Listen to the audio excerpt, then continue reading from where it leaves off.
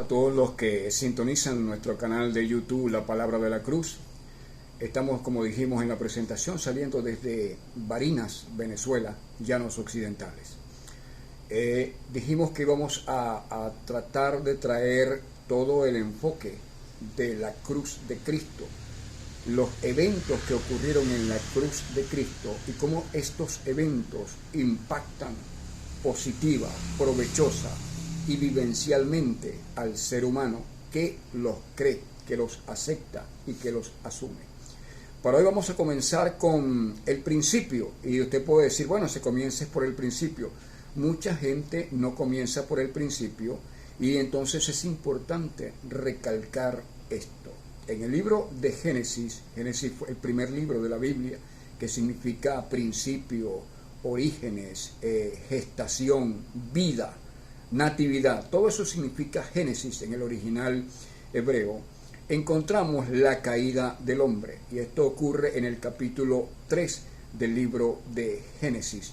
Y vemos qué es lo que ocurre realmente ahí. Tenemos que observar con mucho cuidado lo que ocurrió ahí para que nosotros ahora en la persona de Jesucristo podamos saber cómo lidiar metodológicamente contra todo aquello que ingresó en el ser humano o que se levantó en el ser humano por causa de la desobediencia de Adán. Dice la Biblia que ellos estaban desnudos y no se avergonzaban. Eso lo dice en el capítulo 2, verso 25. Es el comienzo, es el contexto de lo que ocurre en Génesis capítulo 3.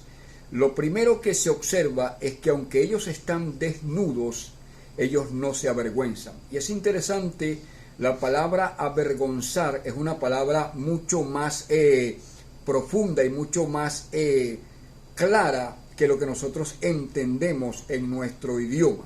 Por lo general pensamos que avergonzarse es tener pena, es sentir algunas situaciones desagradables, pero en el original hebreo la palabra avergonzarse es mucho más grave y mucho más enfática de lo que es en nuestro idioma. Avergonzarse es palidecer, es tener miedo, es tener temor, es alejarse, es rechazar, es cambiar totalmente tu forma de ver las cosas. De tal manera que la vergüenza es una de las peores condiciones que entran en el ser humano y con las cuales el ser humano tendrá que lidiar cuando recibe a Jesucristo. Entonces tenemos que en el capítulo 3, en el verso 7, dice que después que ellos comieron del fruto que Dios les prohibió no comer, con la salvedad de que Dios le había dicho que morirían.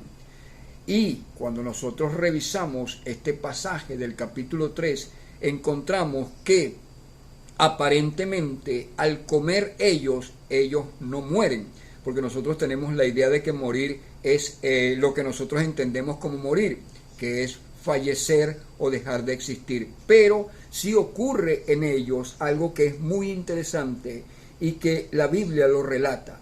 Y dice que cuando comieron del árbol, se vieron y supieron, conocieron que estaban desnudos, entonces entró la vergüenza. La vergüenza es un derivado, es una resultante del temor, del miedo. Realmente lo que entra en el jardín del Edén, en el corazón de Adán y de Eva, es el miedo, es el temor, es esa condición de muerte en vida. De hecho, lo más mortal que existe en el universo es el miedo. El enemigo, nuestro adversario, Satanás, o en el término griego antidicos, tiene un solo absolutismo para trabajar con él en contra de nosotros. Lo único absoluto que el enemigo tiene contra nosotros es el miedo, es el temor. El temor es la muerte en vida, es la peor de las muertes, porque aunque la persona está viva de alguna manera, el temor hace de que realmente esté en una condición totalmente de muerte, de inercia, de incapacidad. Esté inhabilitado para entender, para conocer y para poder vivir.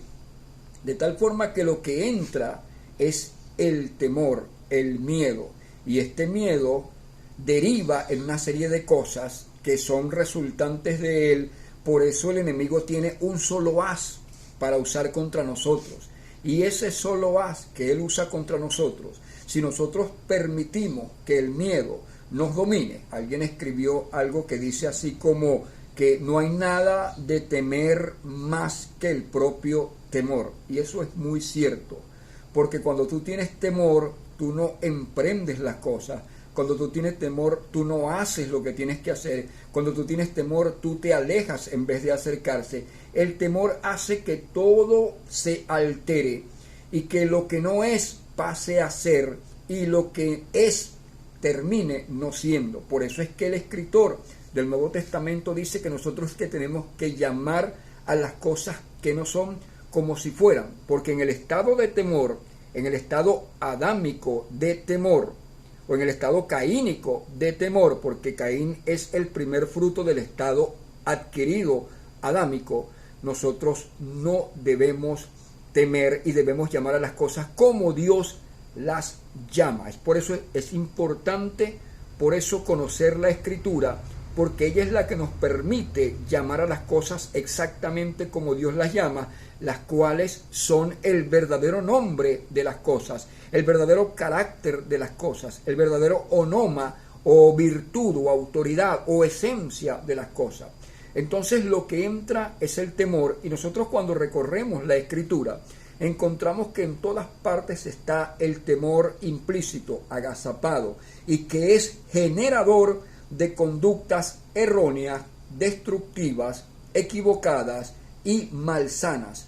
Por eso es que nosotros como cristianos tenemos que lidiar con todo tipo de temor. ¿Y cómo lidiamos con el temor? Venciendo el temor mismo. Al vencer al temor, tú vas a vencer aquello que es proyectado por el temor. David tuvo que primero vencer el temor en el capítulo 17 de Primera de Samuel para poder vencer a Goliat. Todo Israel estaba aterrorizado, estaba asustado, incluyendo al rey Saúl. Cuando David llega, él llega a vencer al temor. Una vez que él vence al temor, entonces él puede vencer a aquel gigante. Cuando tú venzas los temores a cualquier cosa que te impide crecer, desarrollarte y vencer el temor desde las cosas más pequeñas, básicas y fundamentales. El temor al qué dirán, el temor al mañana. Mire esto, no hay nada más ridículo que el temor a lo desconocido.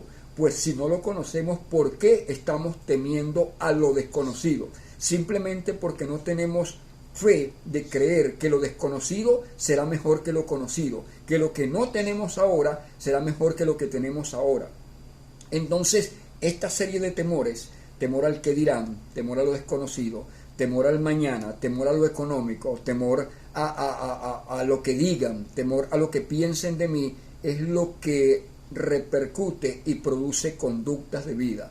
Así que cuando tú lidias desde Cristo, desde la persona de Jesucristo, con el temor, vas a tener una vida de victoria. Comienza primero a vencer pequeños temores, pequeñas cosas que no quieres hacer, pequeñas cosas que te desagradan, pequeñas cosas que tú magnificas mucho más grande, le das mucho más tamaño de lo que realmente tienen, y verás cómo Dios comienza a hacer una obra en ti cuando venzas el miedo y el temor, ya que en la cruz de Cristo hubo esa victoria y Él venció, y esa victoria está disponible para ti siempre y cuando tú decidas vencer desde lo más pequeño hasta lo más grande tus miedos, tus temores, tus preocupaciones, tus angustias, tus necesidades. Cree que Él es la provisión para tu vida. En cuanto a erradicar el temor metodológicamente y diariamente, desde hoy y para siempre en Cristo Jesús. Buenos días y estaremos pronto con otro pequeño video.